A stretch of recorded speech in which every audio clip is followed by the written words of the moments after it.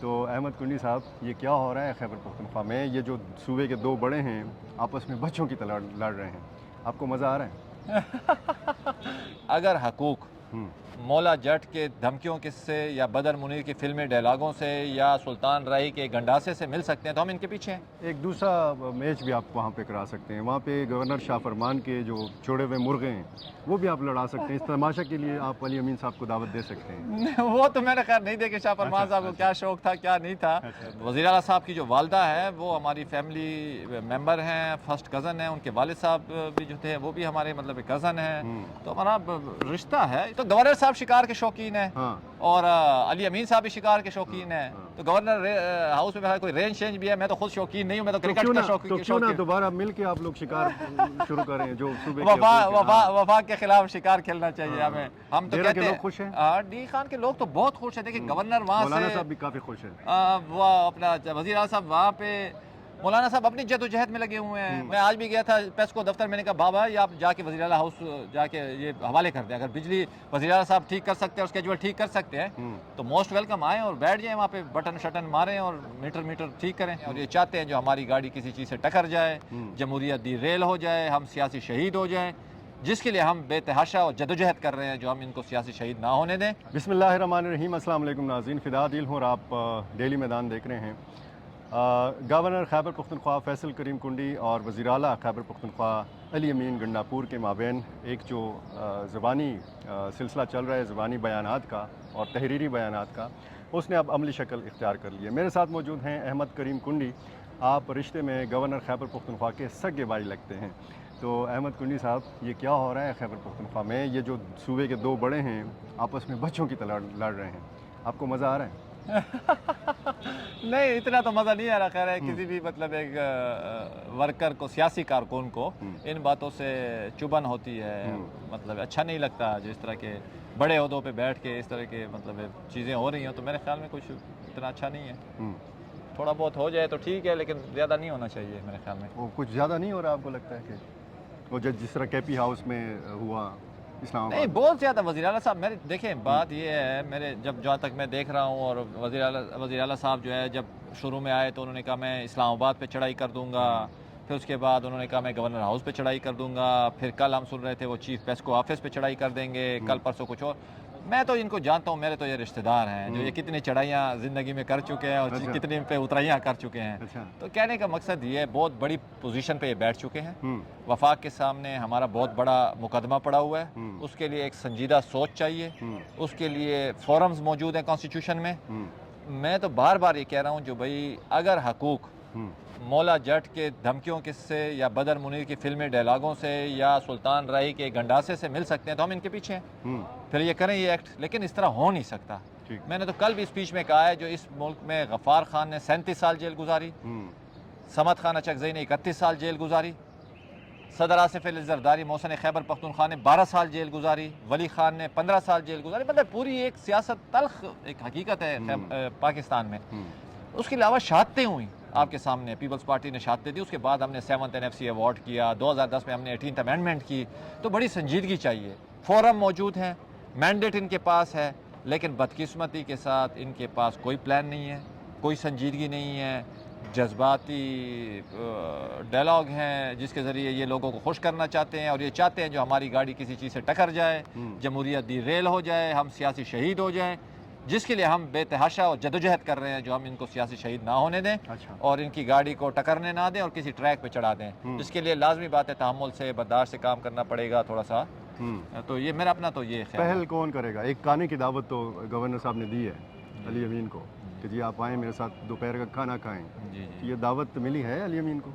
نہیں، اگر نہیں ملی تو میں دوبارہ ریپیٹ کر دیتا ہوں، مطلب ہے کھانے پہ گورنر ہاؤس کے دروازے ہر سیاسی جماعت کے لیے۔ عدیل بھائی آپ خود آپ کے اور ہماری کافی نشستیں رہی ہیں، ہم نے اوتھ پہ سراج الحق صاحب کو، مولانا اسد محمود صاحب کو، شیرپاؤ صاحب کو، وزیر اعلیٰ صاحب تو ڈیفینیٹلی یہ تھے، جماعت اسلامی کے عنایت اللہ صاحب آئے تھے، میں ان کا مشکور ہوں، بابک صاحب آئے تھے، تمام جتنے بھی سیاسی جماعتیں تھیں ہم نے ان کو انوائٹ کیا تھا، کیونکہ گورنر ہاؤس یہ ایک وفاق کی علامت ہے، اور وفاق جو ہے سیاسی جماعتوں का एक मजमुआ होता है फेडरेटिंग यूनिट में। सही। तो कह रहे हैं अभी फिर होगा ये इवेंट इंशाल्लाह। गवर्नर साहब इसके बारे में बड़े क्लियर हैं, वो जो सिलसिला चल रहा है मुबारकबादों का, उसके बाद वज़ीर साहब का बिल्कुल आना चाहते हैं आएँ।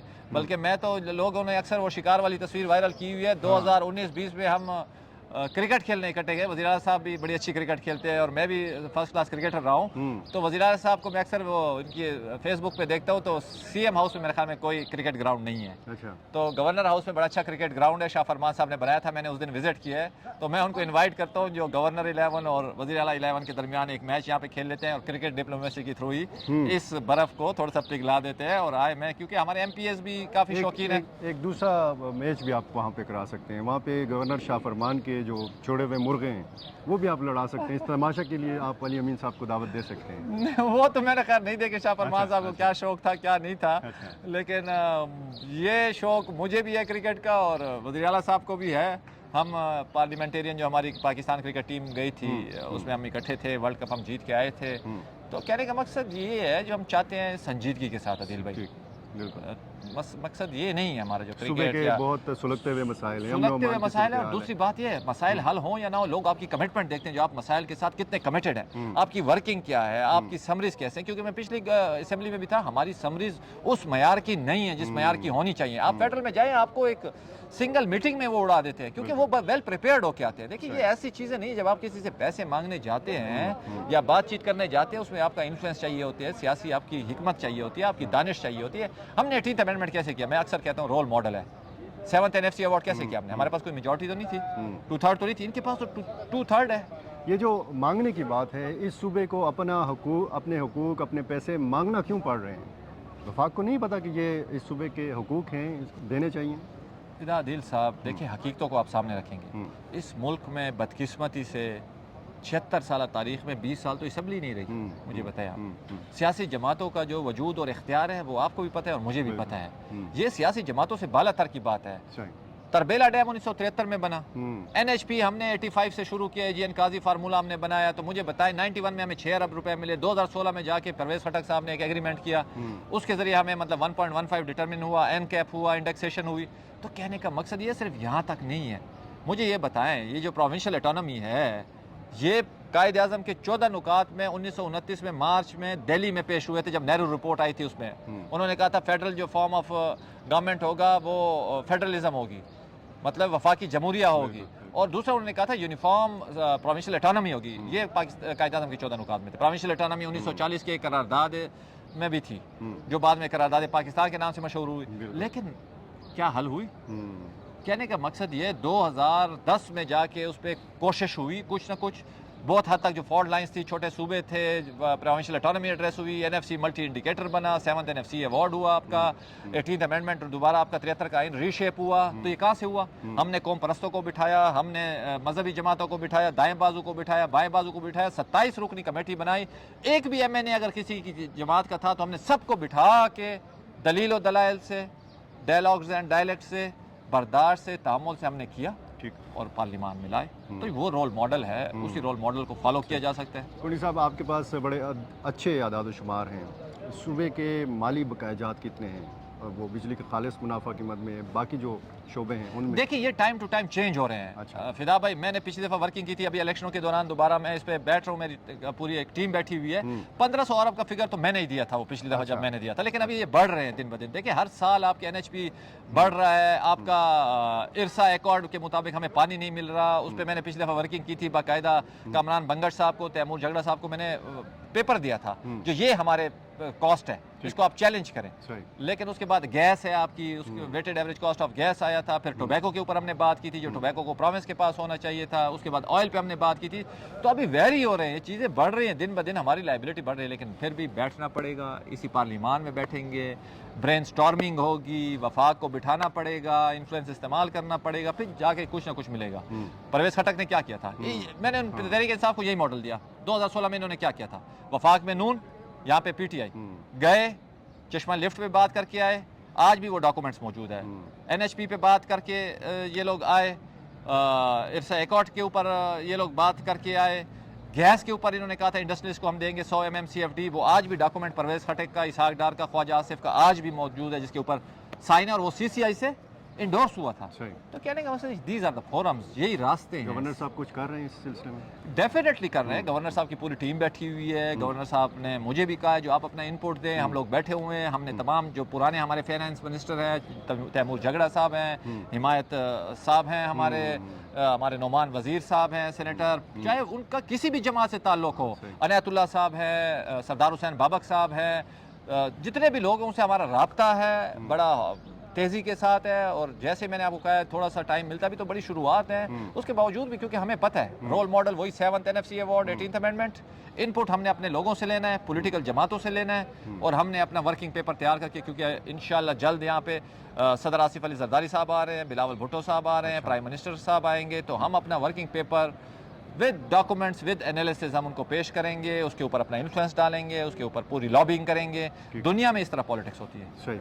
बहुत सारे हमारे नाजरीन नहीं जानते कि गवर्नर साहब और वज़ीर आला साहब की आपस में रिश्तेदारी क्या है, थोड़ा सा अगर बता दें। रिश्तेदारी तो हमारी है, इसमें तो कोई वो नहीं है। वो अपना हमारी जो वज़ीर आला साहब की जो वालदा है वो हमारी फैमिली मेंबर हैं, फर्स्ट कज़न है। उनके वालिद साहब भी जो थे वो भी हमारे मतलब कज़न हैं। तो हमारा रिश्ता है, इसमें से कोई नहीं। लेकिन सियासी हमारी वो फॉल्ट लाइन्स इतनी बढ़ चुकी हैं, जो एक दूसरे के खिलाफ इलेक्शन लड़ते रहते हैं। मेरा ख्याल है 7 केले होंगे आप। हाँ डेफिनेटली, बहुत ये क्योंकि वो जो शिकार की तस्वीर है उससे भी पता चलता है कि एक साथ आप शिकार खेलते रहे हैं। तो गवर्नर साहब शिकार के शौकीन है, और अली अमीन साहब भी शिकार के शौकीन है। तो गवर्नर हाउस में कोई रेंज चेंज भी है, मैं तो खुद शौकीन नहीं हूँ, मैं तो क्रिकेट का शौकीन। तो क्यों ना दोबारा मिल के आप लोग शिकार शुरू करें, जो वफाक के खिलाफ शिकार खेलना चाहिए हमें। अच्छी तजवीज़ है, संजीदगी से बैठना पड़ेगा फिदा भाई।